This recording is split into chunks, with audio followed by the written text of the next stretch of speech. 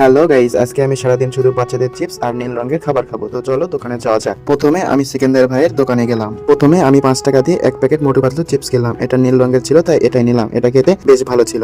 আমি এটা 5-এর মধ্যে 10 দিব। আপনারা কত দিবেন অবশ্যই কমেন্ট করে জানাবেন। তারপর আমি 5 টাকা দিয়ে একটা ইসমাইল কেক কিনলাম। এটা খেতেও যেমন মজা তেমন সুস্বাদু ছিল। এটা নীল রঙের ছিল তাই এটাই নিয়ে নিলাম। এরপর খেলাম 5 টাকার এনার্জি প্লাস বিস্কুট। এটি খেতে যেমন সুস্বাদু তেমনি শরীরের জন্য স্বাস্থ্যকর। এটা যেহেতু নীল রঙের ছিল তাই এটা আমি চুজ করলাম। এরপর আমি ফান্ডের চকলেট খেলাম। এটা খেতে ভালো লাগলো। এটার মূল্য মাত্র 5 টাকা ছিল। এটা প্যাকেটে নীল কালার ছিল তাই এটা নিয়ে নিলাম। এরপর আমি 5 টাকা দিয়ে টিট ক্যান্ডি খেলাম। এটা খেতেও যেমন তেমন সুস্বাদু ছিল। আপনারা যদি চ্যালেঞ্জ দিতে চান তাহলে অবশ্যই কমেন্ট করে জানাবেন। তারপর আমি 10 টাকা দিয়ে জিরা চিপস কিনলাম। এটা খেতেও বেশ ভালো ছিল আর জিরা চিপসের গায়ে নীল কালার ছিল তাই এটা আমি নীল কালার খেতে আমার কাছে অনেক সুস্বাদু ছিল।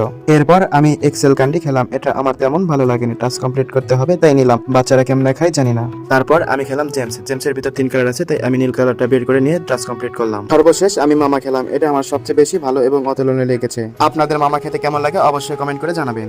তো আজকের ভিডিও এ পর্যন্ত। যদি ভিডিও ভালো লাগে অবশ্যই একটা লাইক আর সাবস্ক্রাইব করে যাবেন।